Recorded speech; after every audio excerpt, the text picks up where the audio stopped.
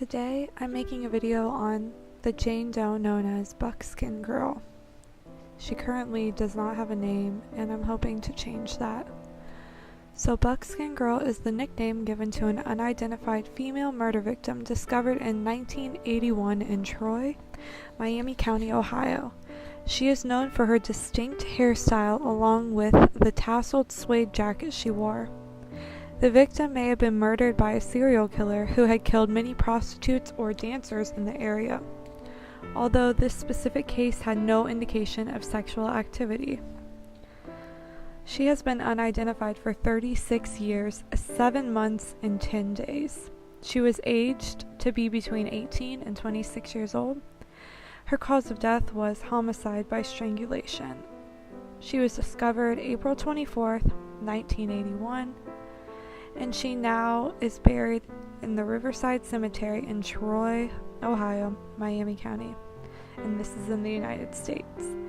Her height was between 5'4" and 5'6" inches. Her weight is between 125 pounds and 130 pounds.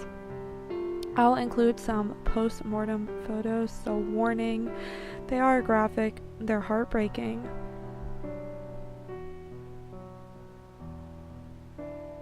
The victim was found within 36 and 50 hours of her death off of Ohio State Route 55 near Greenlee Road in Newton Township, Troy, Ohio, after police responded to a call stating that a woman's body had been found along a road. A passerby had first noticed the woman's poncho and soon after discovered the victim's body. The body had been placed face down, and the victim had suffered trauma to the head, strangulation, and her shoes were absent from the scene. Authorities believed that she had been killed elsewhere and left on the road after her death. Some believe she may have been a teenage runaway or a possible victim of a serial killer who had murdered multiple prostitutes in the region. However, the scene showed no signs of sexual assault, rape, or any other sexual activity, indicating that the Buckskin Girl had not been a sex worker. Because of the absence of footwear, some believe she may have been murdered by an abusive significant other, which I don't understand how that would mean that, but yeah, that's just, I have no idea. A retired investigator stated that the victim was not likely from the area where she was found. And I live in Ohio, not far from where this happened, and she definitely wasn't dressed like anyone around here dresses, but this was 1981 and I wasn't born until 1992, so, but I know, like, looking at pictures of my mom, this was not like a popular type of like way to dress, so I don't know, we'll get into that. The young woman's reddish brown hair was braided into pigtails on both sides of her head. Blue rubber bands had been used to hold the braids in place. Her eyes were a light brown, and she had many freckles across her face. Her nose was described to be very pointed as well, which is crazy because if you look at her first post-mortem photo, you can't tell that her nose is pointy at all until you see the second photo where it shows her from the side, and then you're like, oh wow, like, yeah, you would never know looking at her like dead on, like from the front.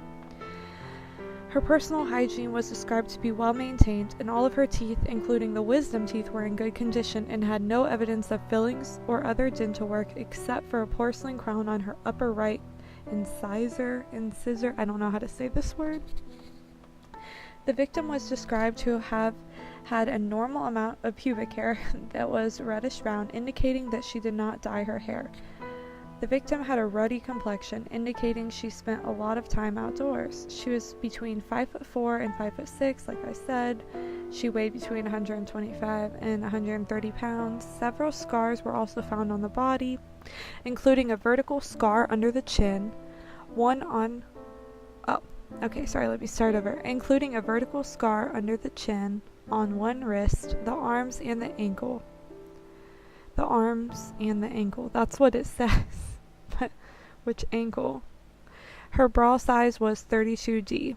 She wore Wrangler jeans, a patterned brown and orange turtleneck pullover sweater, a white bra, as well as a deerskin poncho that appeared to have been handmade with purple lining. She wore no shoes or socks. Alright, her body was autopsied on the afternoon that it was discovered. The coroner officially ruled her death as being the result of strangulation. Early efforts to identify the Buckskin girl involved the creation of a sketch of the face that would be published in local newspapers and television networks on April 28, 1981. About 200 leads were followed as a result of media attention, yet none resulted in any solution. She was eventually buried, but her clothing remains in storage at the local police department. I'll include some reconstructions of the Buckskin girl, like showing her jacket and sweater and I think somebody on Web Sleuths, I think his name's Carl, I'm not sure, I don't want to be wrong on this, but I think he does these reconstructions. Well, I think he did Buckskin girls, and he's done a lot that I've seen. He's very good. Because of the short time the victim had been deceased, it was possible to obtain her fingerprints. Her dental information and DNA were also taken. Although these three elements are considered vital for identifying a body, they have not led to her identity. Approximately 165 missing women and girls were ruled out as possible identities of the victim. So some of the rule-outs were Tina Kemp, Pamela Harvey Rosu, and Karen Zendrowski. Some believe that she may have been a runaway teenager or a transient wanderer, although her excellent personal hygiene suggested that she had access to hygiene products not too long before her death. Since her body was located near a town road instead of a highway, the probability of her being a wanderer for a significant amount of time was initially thought to be negligible. In 2016, the National Center for Missing and Exploited Children released a forensic facial reconstruction of the victim and added her case to their website, depicting her with and without her braided hairstyle. Later that year, the Miami County Police Department approved forensic palynology tests on the victim's clothing, which suggested that she had spent time in the northeastern part of the United States, as well as in the southern part of the country or northern Mexico. Soot particles were also found on some of her clothing, which suggested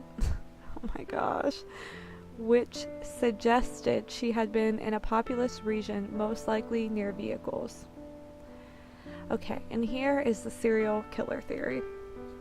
Some investigators speculate that the Buckskin girl was the first of many victims killed by an unidentified serial killer who perpetrated his murders in the 1980s and 1990s, continuing until 2004 in Ohio.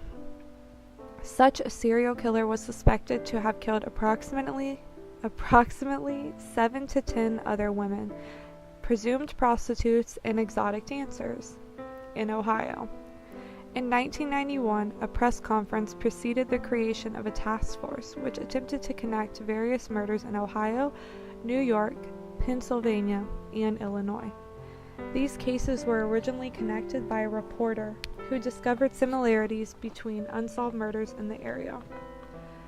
On an episode of Unsolved Mysteries, which I've seen this episode, the case was briefly detailed along with several other cases connected to the unidentified serial killer. The program connected the Buckskin girl with the murders of Shirley D. Taylor, Anna Marie Patterson, and the Hebron Jane Doe, or some people refer to her as Licking County Jane Doe, but she was identified as Patrice Corley in 2017.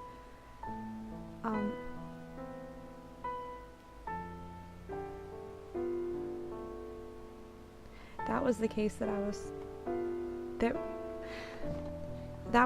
that really got me into looking into these Jane and John Doe cases, because I've been to the pilot station where she was found behind, and it's maybe 20 minutes from my house, and she was just so young. It was heartbreaking, and I'm so glad that she has been identified. And now Buckskin girl is the other case, one of them. I'm obsessed with trying to solve a lot of them, but Buckskin girl, since it happened also very close to where I live, and it could have been my mom, it could have been someone in my family, it could have been someone in yours.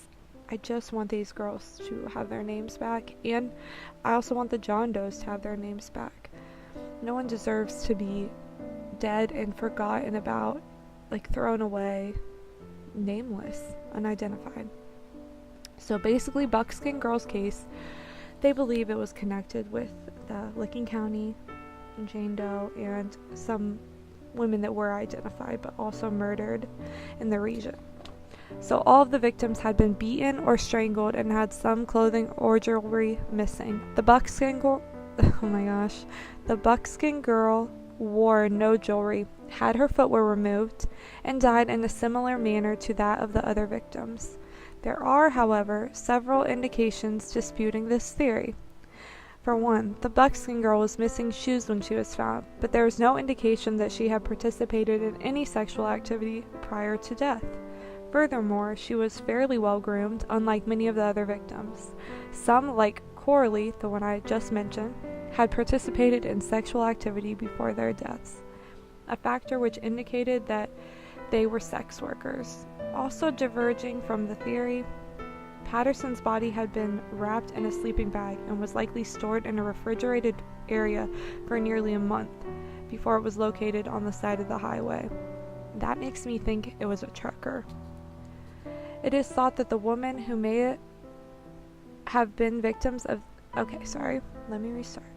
It is thought that the women who may have been victims of the serial killer could have met with a man at a truck stop while working as prostitutes. In the case of Anna Marie Patterson, there was a suspect identified over a CB radio as Dr. No, believed to be between the ages of 25 and 40. Patterson's husband, who was involved with her work as a sex worker, stated that she was uncomfortable accepting this man's requests. As other local prostitutes, some speaking over the radio, had expressed that they were suspicious of the man and did not wish to meet with him. Police have suspected that this person may have been her killer, and that he may have also been involved in the death of Buckskin Girl. Earlier, it was presumed that she had been a victim of a different span of killings known as the Redhead murders, but this theory has been ruled out. Which, I don't know why they say it's been ruled out, because there have been a lot of murder victims with red hair, like over the Midwest and this whole area during this time. And they're unsolved murders, so I really take that with a grain of salt, because maybe that theory could be true. Early speculation also made a connection to the murder of a 27-year-old woman in February 1981, yet police never made an official link between these two murders. And I think that's what's important to remember. Just because they haven't made a link does not mean it's not possible. Like, they are unsolved. Really, anything in this world is possible. So, basically, I just recapped her case there. But I'm going to do another video after this and post it sometime soon with some web sleuth theories on who they think Buckskin Girl might be or what might have happened to her. Web Sleuth is a website of people like me and you and anyone interested in this stuff to come together and basically be detectives from our homes, amateur web sleuths. So they have some theories of who this Buckskin Girl could be, what may have happened to her, and I'm going to do a whole nother video on theories and speculation. So I hope you guys have a great night. Please stay safe. Please. So I hope you guys have a wonderful day or night wherever you are in the world, and please remember to stay safe and anything is possible.